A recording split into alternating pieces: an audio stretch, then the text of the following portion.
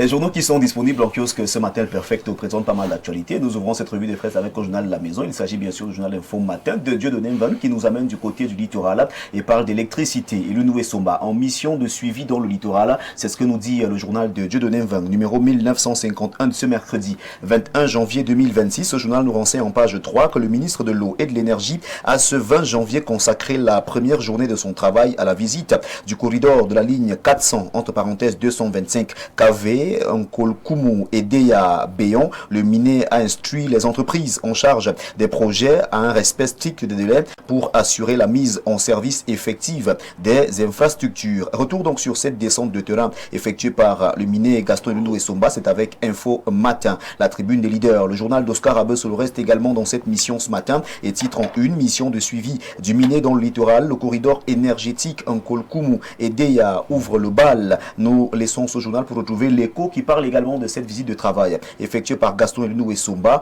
projet de la ligne 400 Nkolkumu et Deya, Gaston Elundou et Somba sur le terrain. On s'intéresse également en pied de une à l'organisation de la 14e conférence ministérielle de l'OMC. Le Premier ministre inspecte les sites d'accueil. C'est ce que nous dit ce journal ce matin en une du quotidien à Capitaux Public que gère Marie-Claire Nana. On parle également de la préparatif de la conférence ministérielle de l'OMC, le PM en inspection. C'est bien sûr l'information qui est à lire en page 2 lors d'une descente hier sur les sites du palais des congrès de l'hôtel Montfébé. Le premier ministre chef du gouvernement Joseph John Gouté a prescrit l'accélération des travaux, le respect des délais et des standards requis dans la perspective de la rencontre qui se tient à Yaoundé en mars prochain. Mutation s'intéresse à l'eau potable sur courant rapide. Cette information barre la une de ce journal. Les enjeux de la construction de 200 bornes fontaines publiques au premier semestre 2026 par la Camwater. Le DG de la Cameroun Water Utilities Corporation, Blaise Moussa, fait le point sur les autres projets en cours pour améliorer la desserte nationale. Ce point est à retrouver de la page 4 à la page 5.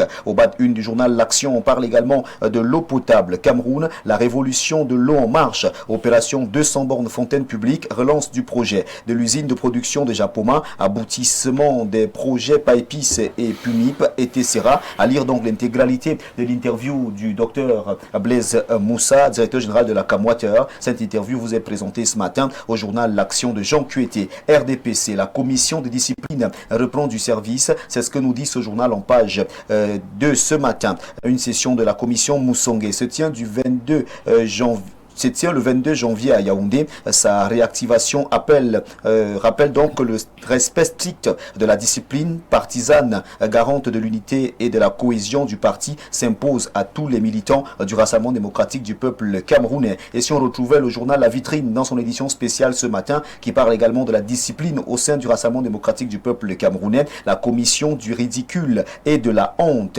Les dieux rendent fous ce qu'ils veulent perdre. Les créatures de Paul Biya, propriétaires du parti de la Flamme, ont malheureusement décidé, toute honte but, de s'en prendre à la démocratie et à la légitimité. Information à lire en page 3 du journal de Bernard Ouna qui en parle ce jour. Des dettes publiques, on en parle avec le messager de Feu Pius Ndjaoué. Comment sauver l'économie? Ce journal s'interroge ce matin et revient donc sur la dette publique. Michel Ange Anguine, reconstruire le patriotisme. La tribune de Michel Ange Anguine est à retrouver ce matin en page 4 de ce journal. Et si on faisait un tour du côté de Ngarbou avec le jour d'Amanmana, affaire Ngarbou, 3 soldats reconnus coupables, c'est bien sûr ce que nous dit ce journal ce matin en une. Maroc 2025, le bilan de la CAN est à retrouver dans ce journal et ce sont des pages spéciales sportives qui vous sont présentées au journal d'Aman Amana. Touboro, 44 concessions réduites en cendres à Laoundjungé. Cette information barre la une du journal de Guibaï Gatama, l'œil du Sahel. Les détails sont à retrouver en page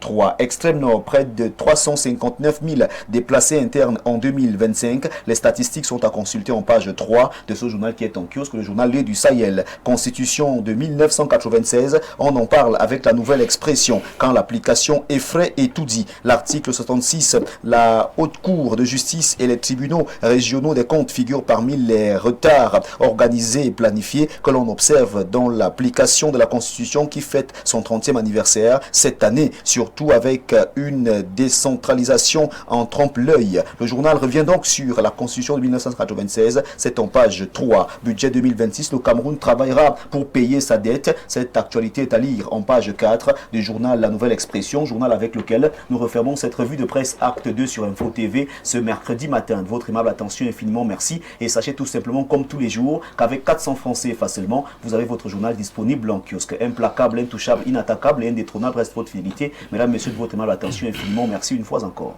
Merci TVB pour cette quintessence de l'information parue en kiosque au Cameroun. Oui. Je vous souhaite une excellente journée. Excellente soit la vôtre. Nous nous disons à demain, 10h. Avec le même plaisir et le même bonheur. Mets toujours le Seigneur au centre de ta vie. C'est de ça qu'il s'agit. Bonne suite d'émission. Merci TVB. Alors, il faut dire, Duval-le-Bel et Balé, Alain Douk, Prosper Penda, professeur Noubissier, que la Constitution du Cameroun a 30 ans.